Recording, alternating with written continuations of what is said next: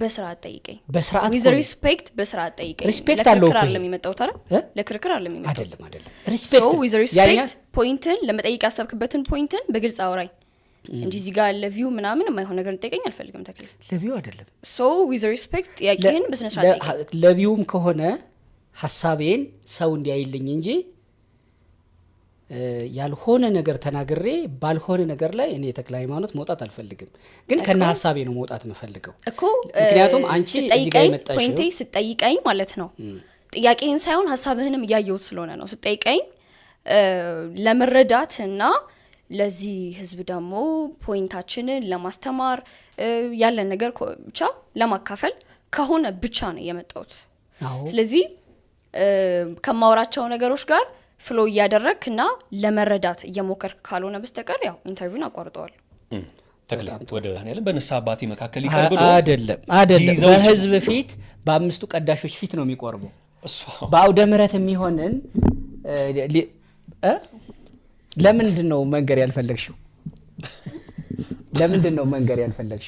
ቅዳሴ ትሄጃለሽ ሲል መናገር አልፈልግም እሺ ትነግሪኛለሽ ቆይ ለምንድነው መንገር ያልፈለግሽው አው አስቀድሳለሁ ለማለት ለምን ያዘሽ ቀላሉ ነገር በጣም ቀላሉ ነገር ለምንድነው መንገር ያልፈለግሽው አስቀድሻል አቅም ኦኬ እኔ ደካማ ነኝ ይጃል አቅም ይቻላል ግን ምን እሱን መግለጽ አልፈልግም ማለት ምን ማለት ነው ለመረዳት ለመጠየቅ ክፍት ልብ ቢኖራችሁ ኖሮ አውራ ነበረ እናንተ ስጠይቁ ድምጻችሁን ቃላችሁን ሳይሆን ሐሳባችሁን ጭንቅላታችሁን ነው ያየው ያለው ሶ ለመመለስ አምራት ሬዲ ባረግም ምንም ማረጋቸው ነገሮች ህይወቴን ስለማታውቁት መግለጽ አልፈልግም ግን በዚህ ሰዓት ኢንተርቪው የሚያደርጉኝ ሰዎች ሞር ከቃላቸውን አወራራቸውን አይቼ ክፍት መሆናቸውን አይቼ በዛ ልክ አውራ ነበር እናንተ ስላልሆናችሁ I don't want to talk really anymore yeah በጣም እኮ ኦፕን ኤንድድ የሆኑ ጥያቄዎች ነው ስንጠይቅሽ የነበረው ነው ጥያቄው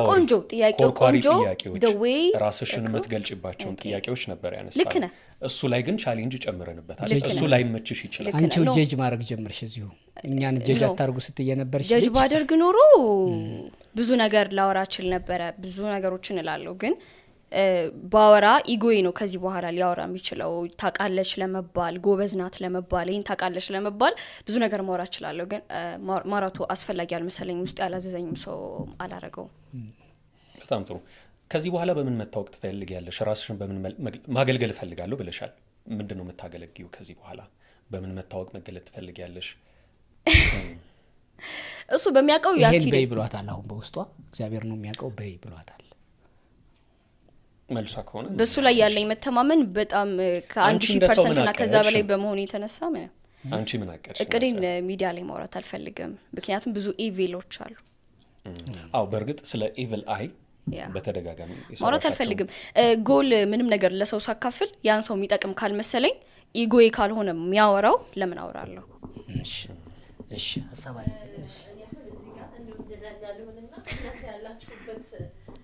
እንዴት አለ እግዚአብሔር ይመስገን ወደ ውጪ ሀገር ልሄድ አስቤ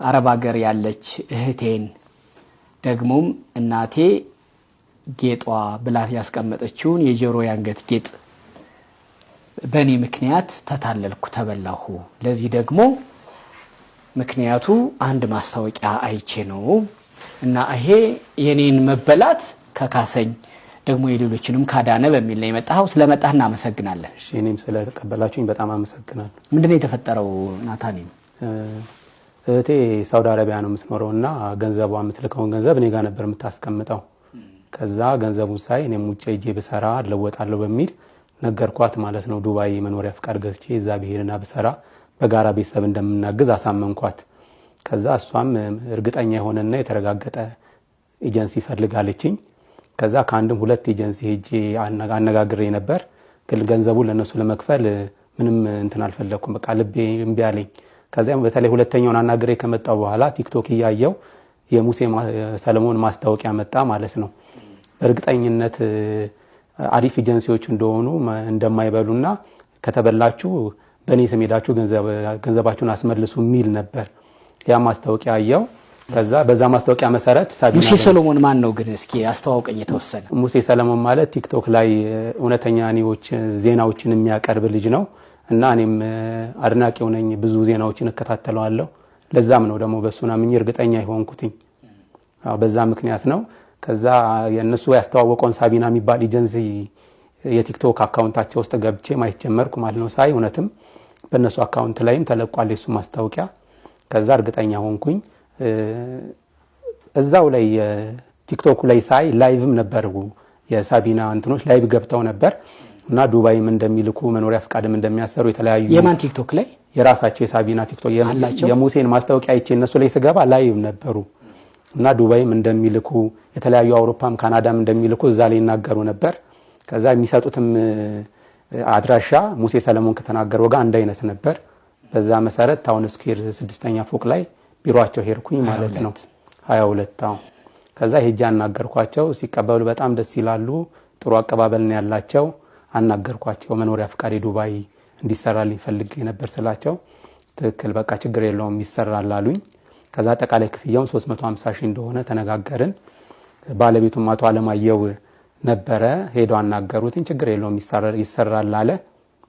ከዛ ቅድሚያ ክፍያ 200 ሺህ ብር እንድከፍል ለዛም ደግሞ እርግጠኛ እንደሆን የቼክ እንደሚጽፍልኝ ተነጋገርን ማለት ነው። ከዛ በኋላ 200 ሺህ ብሩን ትራንስፈር አረኩኝ በአቶ አለማየሁ ገብረ ጻዲቅ ስም። ከዛ ቼኩ ተጽፎ ተሰጠኝ። ከዛ ወደ ቤት ሄድኩኝ። ቤት ከሄድኩኝ በኋላ በ28ኛው ቀን አካባቢ ተደወለልኝ ስልክ። የዱባይ ፕሮሰስ አልቋልና ቀሪውን ክፍያ ናና ክፈል የሚል ነው። የደወለልኝም አቶ አለማየሁ ገብረ ጻዲቅ ነበር። ከዛ ነገ እመጣለሁ አልኩኝና ቢሮአቸው ሄድኩ ማለት ነው። ቢሮአቸው ሲሄድ ቪዛው አልቋል፣ የትኬት መቁረጥና አንዳንድ ነገሮች ነው የሚቀሩት። ያን ደግሞ ለመፈጸም ቀሪውን 350 ሺህ ብር መክፈል እንዳለብኝ 150 ሺህ ብሩን መክፈል እንዳለብኝ ተነገረኝ። ከዛ 150 ሺህ ብሩን ስከፍል 200 ሺህ ቢጻፉልኝ ቼክ እና 150 ሺህ ብር አሁን የምከፍለው ተደምሮ አንድ ላይ 350 ሺህ ብር ቅያሪ ቼክ እንደሚሰጠኝ ተነግሮኝ 350 ሺህ ብር ቼኩ ተቀያሪ ተሰጥቶኝ ከፍዬ ሄድኩ ማለት ነው። እና መጨረሻ ላይ ሲሄድ በቃ በ15 ቀን ውስጥ ኦልሬዲ ያልቃል። ከሳምንትም በፊት ሊሆን ይችላል የሚያልቀው። ስለዚህ ተዘጋጅ ተጠብቅን የተባልኩትኝ። ከዛ ቤት ሄጄ እኔም የጉዞ የሚያስፈልጉኝን ነገሮች ማዘገጃጀት ጀመርኩ ማለት ነው። ከዛ አዘገጃጅቼ አንድ ሳምንት አለፈው። አዘገጃጅቼ ስጠብቅ ሳይደወል ምን ተዘጋጀህ ግን? ሻንጣ የሚያስፈልጉ ሻንጣ፣ ቱታዎች፣ ቢጃሞች ይዤ ልሄዳቸው የምችላቸው ነገሮች እንደገና ደግሞ የምሄደው ሰው ሀገር ነው ብዬ ስላሰብኩ መኖሪያ ፍቃድ ነው ብዬም ስላሰብኩ ራሴን ችዬ ነው የምኖረው ብዬ ስላሰብኩ በርበሬ ሽሮና እዛ ደሞዝ ተቀጥሬ ደሞዝ እስካገኝ ድረስ እንዳልቸገር የሚሆኑ እንደ ድርቆሽ አይነት ነገሮችን በደንብ አዘገጃጅቼ መጠበቅ ጀመርኩ ማለት ነው። ከዛ ሳምንት ድረስ ዝም ሲሉኝ አቶ አለማየሁ ገብረ ጻዲቅ ጋር ደወልኩኝ። ከዛ ስደውል ትንሽ ጠብቀን በሲኦሲ ጉዳይ ውጪ ጉዳይ ላይ ኪዋር ኮድ የሚሰጣል ያ ኪዋር ኮድ ወረፋ ይዞልሃልና እሱ ሲያልቅ ወዲያው እንትን እንልሃለን ያለኝ። እሺ አልኩኝ። ቼኩ ሲጻፍልኝ ከ15 ቀን በኋላ እንደማወጣው ካልተሳካ ተብሎ ነው እኔ 150 ስከፍል ከዛ የ15 ቀን አሁንም ባየው ምንም የለም። ከዛ ቢሮ ሄድኩኝ። ወረፋ ይዞ ነው ትንሽ ጠብቅ ብዙ ሰው ስለሆነ ወረፋ ይዞ ነው አለኝ። አሁንም ተመልሼ ወደ ቤት ሄድኩኝ። እንደዛው እየተባለ አንድ ወር ሞላው ማለት ነው። አሁን አንድ ወር ሲሞላው ቢሮ ሄድኩኝና ትሄዳለህ ካላችሁኝ 15 ቀን ብላችሁ ነው ቼኩን የሰጣችሁኝና በጣም አንድ ወር ሆነው በምን አግባብ ነው ብዬ እንትን አልኩኝ ማለት ነው። ከዛ ትንሽ ጠብቅ ተረጋጋ ቪዛ አልቋል አንዳንድ እዚህ የሚጨረሱ ጉዳዮች ስላሉ ነው እንጂ ትሄዳለህ ጠብቅ አለኝ። ከዛ እሺ አልኩኝ። ከዛ በዛ መሃል አንድ ሳምንት ቆይታ ባለ ስሞክር ስልኩን ቢያለኝ ማለት ነው። ከዛ ስልኩን ቢሲለኝ ደነገጥኩኝ። የደወልኩትኝ አርብ ቀን ነው። ስልኩን ቢሲለኝ ቅዳሜ ቀን ባንክ ሄድኩኝ። እዚህ ቢሮም ሳልመጣ ባንክ ሄድኩኝና ቼኩን ሰጧቸው። አካውንቱ ላይ ገንዘብ የለም አሉኝ። ከዛ በኋላ ቅዳሜ ነው ይሄን ያደረኩት። ሰኞ ቀጥታ ቢሮ መጣው ማለት ነው ግንቦት 5። ከዛ ቢሮ ስመጣ አሁን ቢሮ ዝግ ነው። ተመልሼ ወደ ቤት ሄድኩ። ማክሰኞ ተመልሼ መጣው። አሁን ማክሰኞ ስመጣም ቢሮ ዝግ ነው። በር ላይ በጣም ብዙ ልጆች አሉ። ምንድነው ስላቸው ቢሮ ተዘግቷል፣ ቢሮ ዘግተው ጠፍተዋል አሉኝ። በጣም ነው የደነገጥኩት። በጣም ደነገጥኩኝ። ተረጋጋሉኝ። ተረጋጋው። አንዳንድ ሰዎችን ዋትስአፕ ላይ ያወራላቱ አለማየሁ ስለዚህ ብታዋራው መልስ ሊሰጥ ይችላል አለኝ። ከዛ በልመና የህቴ 2 ዓመት የልፋት ገንዘብ ነው እባክህ የሚል ሜሴጅ አስቀመጥኩኝ ማለት ነው። ከዛ ያ ሜሴጅ ሄሎ ብሎ መለሰልኝ። ከዛ 350 ሺህ ብር ከፍያችሁ ነበር ትሄዳለህ ብለኸኝ ይኸው አሁን ትሄዳለህ ካልከኝ ራሱ ወር አልፎት ወር ከ15 ቀን ሞልቶታል ስለው ችግር የለውም ትሄዳለህ አለና ቪዛ ብሎ ቅድም ላንተ ያሳየኸውን እሱን ላከልኝ ማለት ነው። አየኸው አንተ ቪዛው ላከልኝ አየሁትኝ። ከዛ አመሰግናለሁ አልኩት። ትንሽ ቪዛ ነው እኔ በሰዓቱ የመሰለኝ ቪዛ ነው። እኔ እርግጠኛ ሆንኩኝ ቪዛ ነው የመሰለኝ። ግን ለውላይ የሚለው የ2 ዓመት የስራ ውል ይላል። ድጋሚ የዱባይ ውስጥ እንደሆነ ስራው ይናገራል። ግን መጀመሪያ ላይ የተነጋገርነው ይሄን አልነበረም። የመኖሪያ ፍቃድ ልታሰራልኝ ነበር አልኩት እዛው ላይ። ከዛ እሱ የመኖሪያ ፍቃድ የሚሰራው እኮ ከዚህ ሀገር ሄደህ እዛ ተቀጥረህ ተረጋግተህ ባለበት ሁኔታ ነው። መኖሪያ ፍቃድ አሁን አሰርቼ ብሰጥህ እዛ የሚቀበልህና የምታርፍበት ሰው የለም። ስለዚህ የካምፓኒ ይቀበልሃል፣ ታርፋለህ። 1-2 ወር ከሰራ በኋላ መኖሪያ ፍቃድ ስለሚያልቅ የራስን ቤት ተከራይተህ የራስን ስራ ፈልገህ ትገባለህ አለኝ። እሺ አልኩትኝ፣ አመንኩት። ከዛ በኋላ አሁንም ሳምንት ድረስ ትንሽ ተረጋግተህ ጠብቀኝ ስላለኝ ሳምንት ድረስ ጠበቅኩትኝ። ከዛ ተረጋግተህ ጠብቀኝ ብለኸኝ ነበር እና ምን ደረሰልኝ? ትኬቱን ቁረጥልኝና ልሂድ እንጂ ስለው አሁን እኔ ያለሁበት ሁኔታ ጥሩ አይደለም፣ አካውንቴም ታገደው ነው ያለው። ስለዚህ ገንዘብ ማንቀሳቀስ ስለማልችል 350 ሺህ ብር ከሚከስር እንደምንም በ100 ሺህ ብር ፈልግና አንዳንድ የሰዎች ወጪዎችና የትኬቱን ችለህ ብትሄድ ይሻላል አለኝ። የላከልህን ቪዛ ትክክለኛነቱን አረጋግጦ ማለት ነው። ትክክለኛ ነው ብሎኛል። እኮ አንተ ቪዛውን ቼክ አረከው አየኸው? አሁን እኔ ያየሁት ነበረ ላይ ቀጣሪ ድርጅት አለ ኢንፎርሜሽኑ ከታች ያንተን ያለው ናታኔም ንጉሴ ደምስ የሚል ነው። ናሽናሊቲ ኢትዮጵያ ነው የሚለው ኢትዮጵያም አይደለም። አካዳሚክ ኳሊፊኬሽን ሰከንደሪ ምንም ነገር የለም። 14/07/1988 ከልደት እንትንህ በቀር ማለት ነው። የአንድ ሰው ቪዛ ፕሮሰሱ ልክ ፓስፖርት ላይ ያለው ኢንፎርሜሽን እዛ ላይ ነው የሚሆነው። ቪዛም ከወጣ የትም ሀገር ሄደህ ታውቃለህ? ከዚህ በፊት ሌላ ሀገር ሄጄ አላውቅም። የትም ሀገር ሄጄ አላውቅም። እኔ እኮ አልኩህ እርግጠኛ ነበርኩ። ሙሴ ሰለሞን በሰራው ማስታወቂያ እርግጠኛ ነበርኩ። አይደለም ቼክ ሰጥተውኝ፣ ቼክ ባይሰጡኝ በራሱ ገንዘቡን ሰጣቸው ነበርኩ። ምክንያቱም ሙሴ ሰለሞን የሚታመን ሰው ነው። እርግጠኛ ነበርኩኝ እና እርግጠኛ ነበርኩ። ቪዛውንም ሲያሳየኝ በቃ እርግጠኛ ቪዛ ነው የመሰለኝ እና ከዛ ቪዛውን አየሁት። ከዛ 100 ሺህ ፈልጋለኝ። ያለኝ 350 ሺህ ብር ጠቅላላ ሰጥቻለሁ። የተቀረውንም ደግሞ ጠቅላላ እዛ ያስፈልገኛል ምላቸው ነገሮች ገዝጄበታለሁ። ስለዚህ እጄ ላይ ገንዘብ የለም አልኩት። 350 ሺህ ብር ይቅለጥ ካልክ እሺ፣ ግን እኔ ሚራራ ልብ ነው ያለኝ። ስለዛ ነው ይሄን 100 ሺህ ብር ፈልገህ ከሀገር ውጣ ልጨርስልህ እያልኩ ያለሁት አለኝ።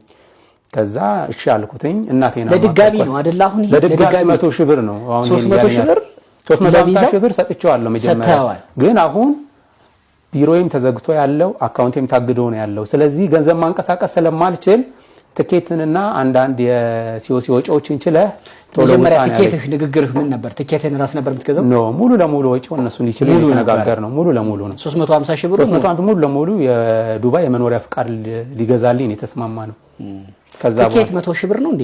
ከዚህ ዱባይ አይደለም የሲኦሲ ማስጨረሻ አለኝና መጀመሪያ ከዛ እናቴን አማከርኳት።